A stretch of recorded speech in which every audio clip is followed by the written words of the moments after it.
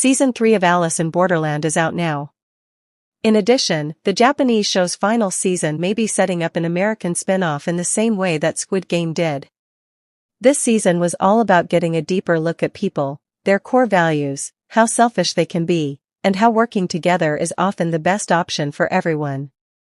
We saw 9 new games this season, including Arisu entering the Borderlands after Usagi was taken there by an obsessive professor named Ryuji.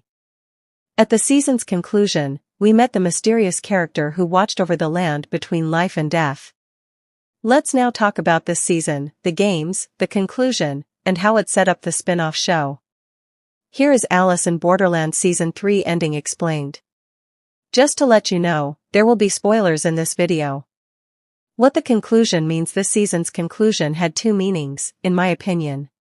One was centered on the deeper themes, like how people are self-centered and how some people let other people suffer in order to advance themselves, only for it to work against them in the long run. This was highlighted best through the Kick the King game, where greedy players often ended up eliminated, and also by the 8th game, Possible Futures. The more appealing future that people walked through the door for was the very thing that led them further away from the exit. In order to keep the right number of lives and make it to the exit, they needed to work together and face short-term pain. Arisu, on the other hand, pondered life's purpose and the things that make it worthwhile. He asked this to people who had featured in the games before but didn't recognize him, nor did he recognize them, such as Toshiya. One answer mentioned that the meaning of life that day was simply to pick out his child's name.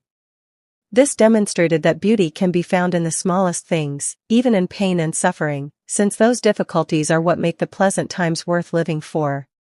Early in the season, there was a quote, "All of our wounds become our reason to exist."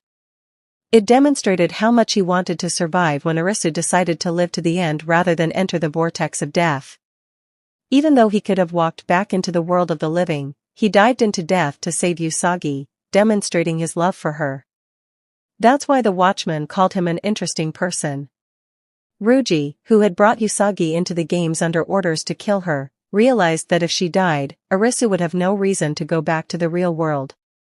But in the end, after dragging her into the vortex, he changed his mind, told both her and Arisu to live, and accepted his own fate, feeling guilt over Yano's death.